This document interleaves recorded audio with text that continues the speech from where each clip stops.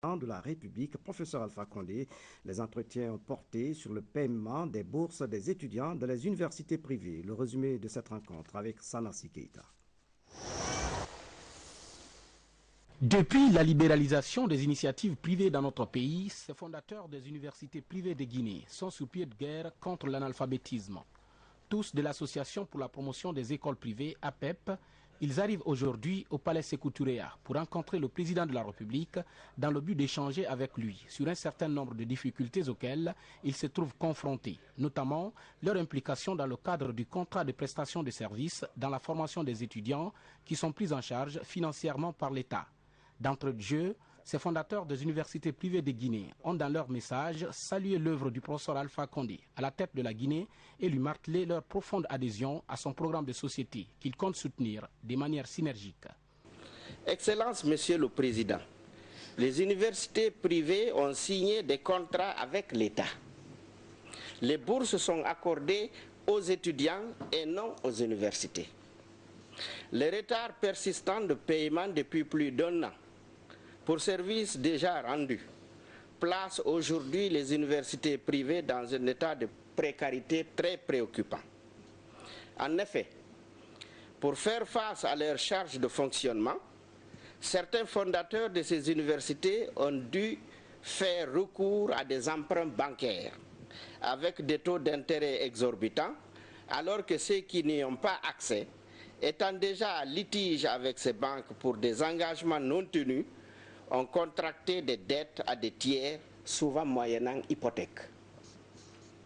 Devant cette situation insoutenable, après plus d'une année académique de retard dans le paiement et après avoir usé en vain de tous les recours, les enseignants sont à bout de patience et se proposent d'arrêter les cours, ce qui risque d'entraîner de sérieuses et graves perturbations dans nos institutions en cette période de gouvernance apaisée. Ce problème brûlant, de nature à compromettre sérieusement l'existence et l'évolution des universités privées, mérite des solutions immédiates. Paiement intégral des prestations de services rendus au titre du contrat 2010-2011, paiement du contrat académique des prestations rendues au titre des contrats de 2008 à 2011. Finalisation de la procédure du contrat de l'année académique en cours. Mise en place d'une procédure diligente de paiement conformément aux clauses du contrat. Excellence, Monsieur le Président, les universités privées s'engagent aux côtés du gouvernement à soutenir le processus de changement si heureusement conduit par votre équipe de patriotes. C'est ce qui explique la faiblesse du coût de formation annuel par étudiant pratiqué dans nos institutions par rapport au coût dans le public et à l'étranger.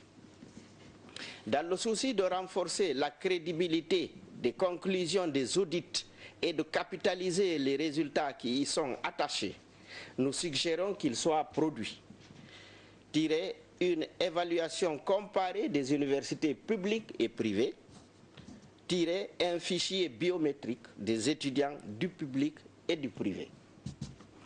Par ailleurs, il serait souhaitable à l'avenir qu'une meilleure concertation soit instaurée dans les départements ministériels concernés et l'Association pour la promotion des écoles privées, en l'occurrence la Chambre représentative de l'enseignement supérieur, pour tout ce qui concerne la mise en œuvre des politiques de ce secteur.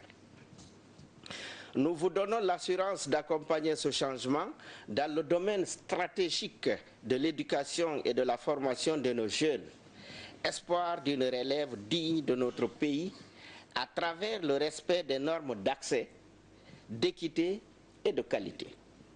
Veuillez agréer, Excellence, Monsieur le Président, l'expression de notre sincère volonté de poursuivre l'œuvre exaltante de l'éducation et de la formation de la jeunesse guinéenne, fait à Conakry le 28 février 2012 pour les universités privées, la Chambre représentative de l'enseignement supérieur privé. Les charges salariales des enseignants, du personnel d'encadrement, d'équipement, de fonctionnement, d'extension et de rénovation des infrastructures abritant les institutions d'enseignement supérieur privé sont autant de préoccupations soulevées par ces membres de l'APEP. Pour faire face à l'ensemble de ces charges, ces fondateurs des universités privées de Guinée comptent surtout sur les frais d'études payés par l'État pour les boursiers, les parents pour les non-boursiers et les ressources générées par les droits d'inscription et de réinscription.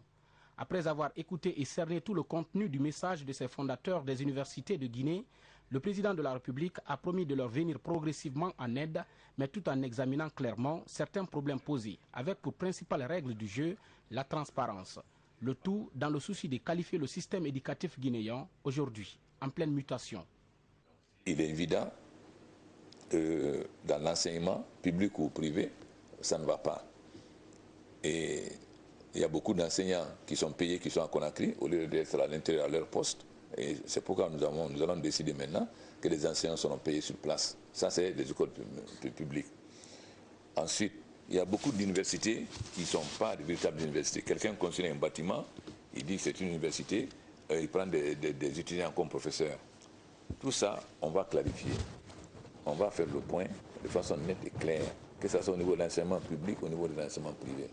Je n'accepte plus de payer des choses fictives. Pour le moment, 2011, nous allons voir comment, avec le ministre, qu'est-ce qu'on peut vous payer actuellement. Mais 2010, pour le moment, je n'en discute pas. Parce qu'il faudra bien qu'après l'audit, on voit. Mais s'il y a des arriérés en 2011, nous allons voir comment faire face à ces arriérés et la situation actuelle pour que les universités puissent continuer à travailler. Mais je ne peux pas vous dire qu'est-ce qu'on peut faire. Il faut que je rencontre les ministres concernés et le ministre du budget. Ensuite, qu'on vous voit dans la semaine pour trouver une solution momentanée. Moi-même, je suis enseignant, donc je suis sensible à la situation des enseignants. Ensuite, il est évident que nous devons avoir des jeunes bien formés. Mais pour avoir des jeunes bien formés, il faudrait-il avoir des enseignants capables. Or, un enseignant, je ne suis pas très sûr que si on demande aux enseignants aujourd'hui, si on les met tous là qu'on donne l'ordinateur, je ne suis pas sûr que 50% seront manipulés l'ordinateur. Donc ça veut dire qu'ils ne sont pas à la hauteur aujourd'hui pour enseigner. Parce qu'on ne peut pas enseigner aujourd'hui si on ne maîtrise pas les nouvelles technologies. En ce qui concerne l'enseignement public, l'enseignement public, comme toute la fonction publique, a beaucoup vieilli. Ce que nous avons fait pour l'armée, nous allons le faire aussi pour la fonction publique. Mais nous ne voulons pas